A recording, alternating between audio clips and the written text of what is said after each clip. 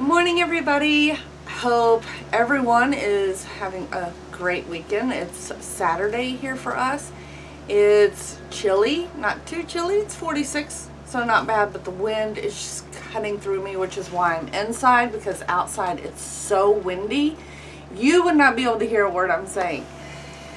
So I'm just going to get straight to the point. We were nominated for a questions challenge, and it's hashtag Gail's Questions 22. So if you put that hashtag in your search, you're going to come up with all the channels that were nominated or participating in this challenge. And we were nominated by Cowboy Christy, who I will leave a link to her channel down below, and she's just fantastic. And she does gardening and canning and flowers. She loves her flowers, and she has some of the most gorgeous horses I've seen, and she's a lot of fun. Her gardening, she's got such good ideas with her gardening. Like, she's got her snack garden, which I just absolutely love, that people just pick from and eat, and to me that was just fun to watch and such a great idea. She is a lot of fun. She's got lots of energy. So if you like horses and flower gardening and canning and vegetable gardening, go check her out. She does a lot of garden tours, so if that's what you really like to see, she is the perfect channel for that. And she nominated us to be in this challenge, or actually she called me out specifically, which is why you don't see Jeff here. And at the end, I have 3 channels that I am calling out, and so that's the thing. Someone nominates you, and then you nominate 3 more channels. So again, if you put in that hashtag, you're going to see all of the channels that are participating in this. I will tell you who those 3 channels are at the end. I don't want to just sit here and talk the whole time, which I'm probably going to, but there are some things I need to check on. So you will probably hear me talking through some, and I might take you around because I've got to check on some animals and stuff, but I want to try to get these questions answered. It's 12 questions. I'm going to make this real quick so I don't bore you too much. I have the questions on my handy phone here because otherwise I don't have them memorized, of course. So let's get started. So the first question is, what are your 2 top favorite ice cream flavors?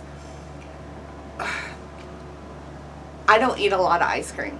I love ice cream, but I just don't eat a lot of sweets. I'm more of the savory type. But when I do eat ice cream, my favorite is butter pecan. My second is chocolate. I know I'm not very exotic or anything. Jeff, however, he really loves his vanilla ice cream, and it's homemade vanilla. And let me tell you, we are particular about the ice cream we do eat. We do eat ice cream. Jeff eats probably too much.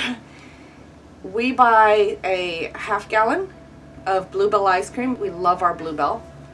And he eats about, let's see, a half gallon will last him maybe 3 servings. He eats a lot of ice cream. So that is his vice.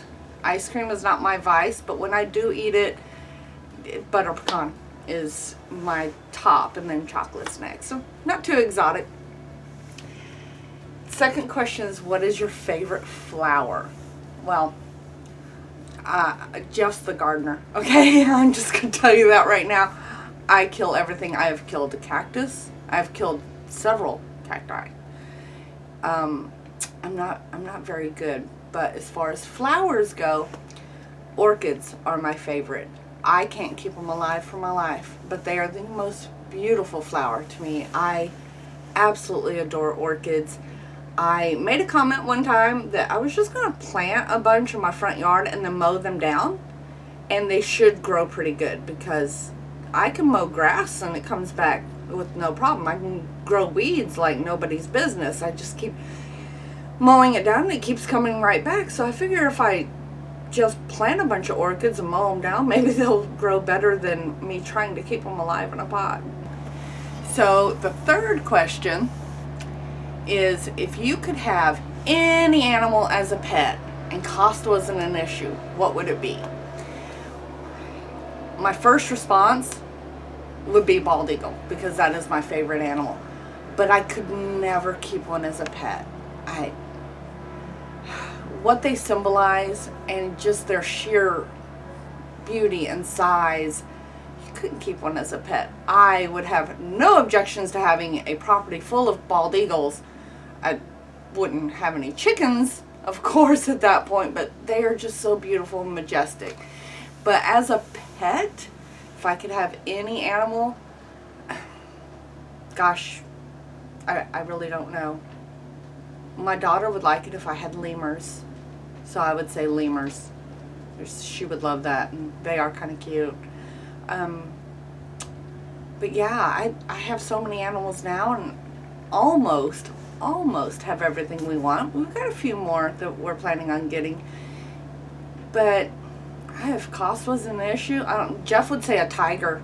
He would love to have a tiger or a panther. More like a tiger. But yeah, no, I have everything I want. What is your favorite dish to make when you have company?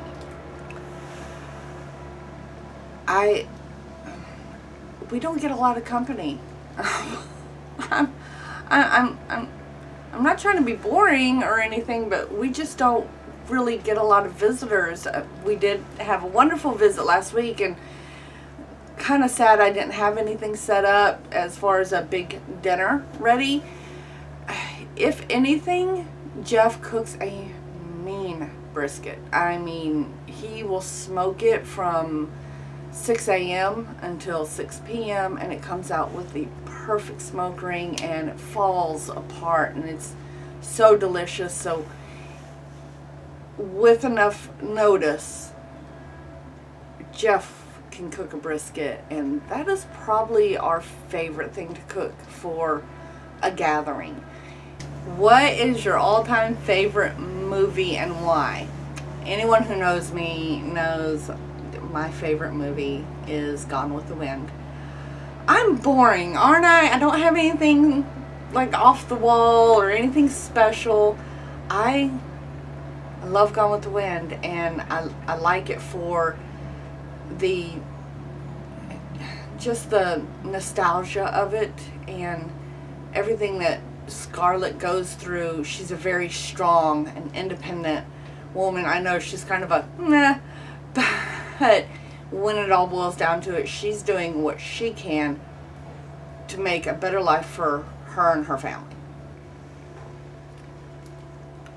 What is your favorite fictional character and why?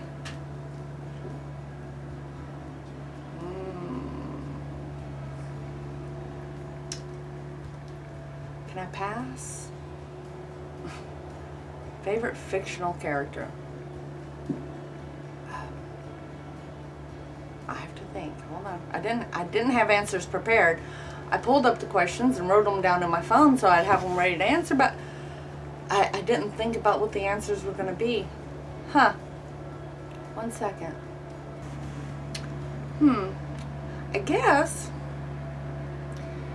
if I had to pick one, this is going to seem off the wall. I love The Sopranos. And the character of Tony Soprano, I really appreciate his character.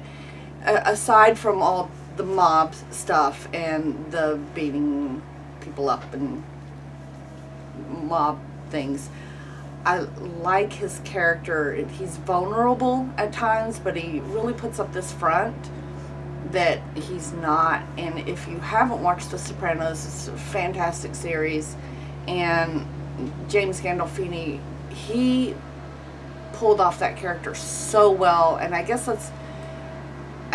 that's why I like it, because unfortunately he is no longer with us, and to lose someone who could portray a character in such an amazing way. And he did other things besides Sopranos, of course, but his character of Tony Soprano really is what made me fall in love with that show. This kind of hard knock, tough guy with such vulnerability and such care for his friends, family, and the people that he interacts with every day.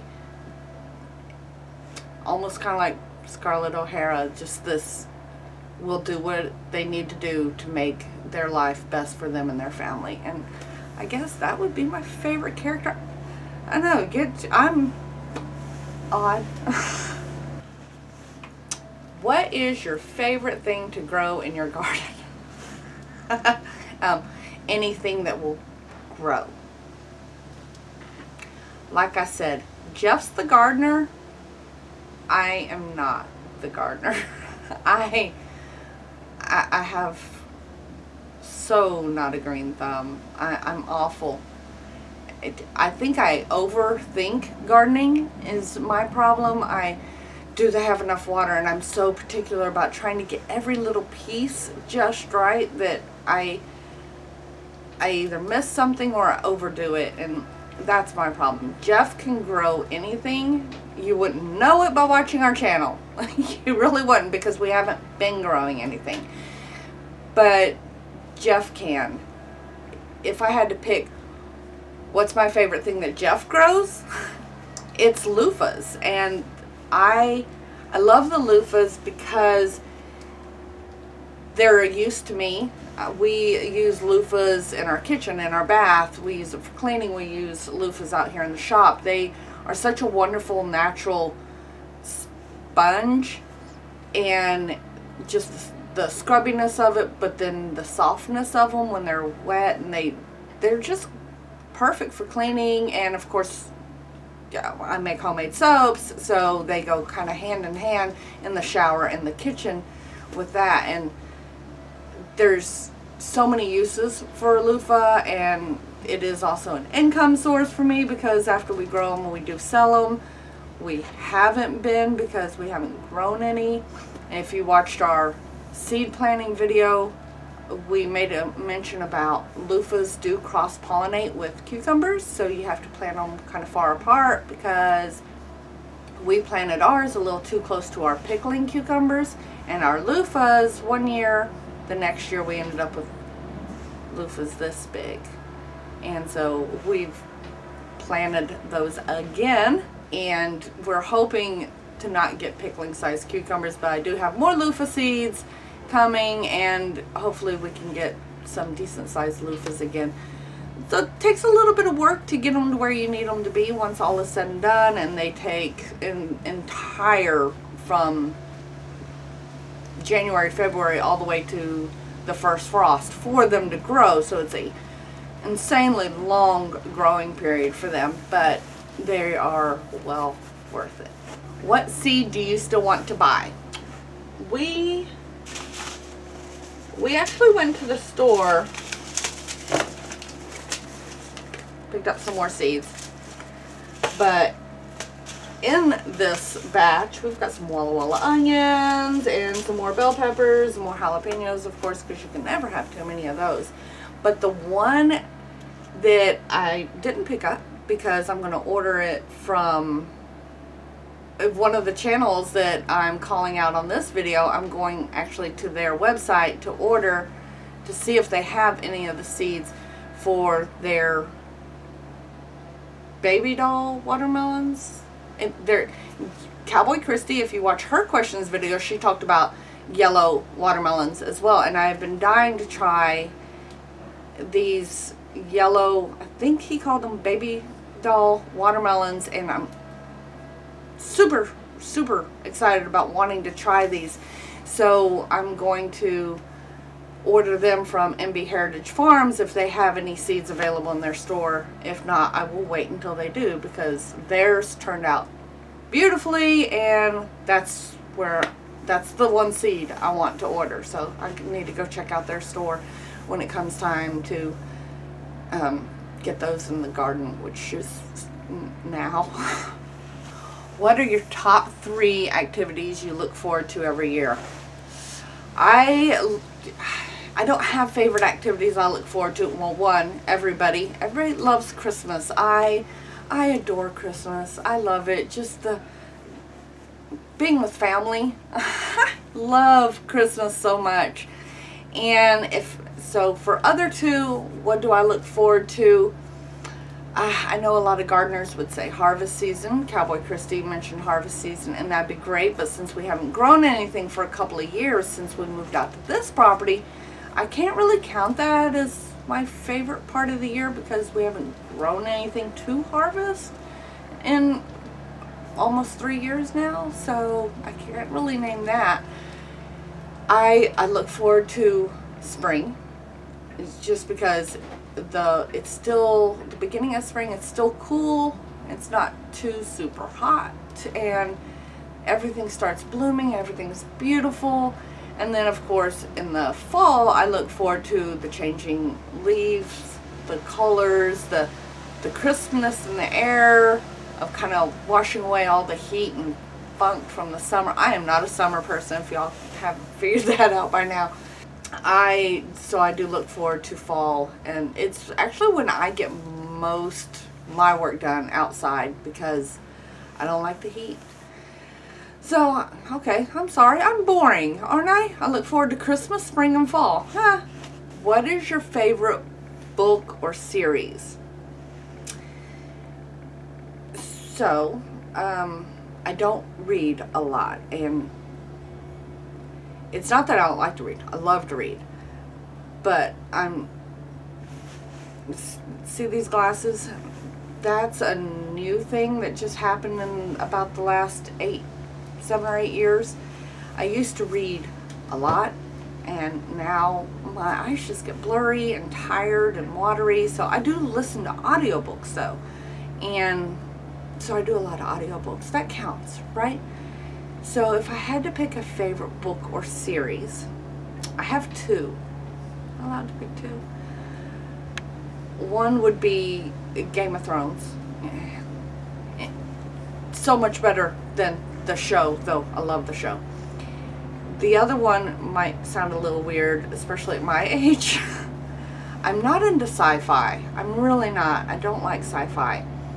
But my brother had mentioned Orson Scott Card and his series of Ender's Game.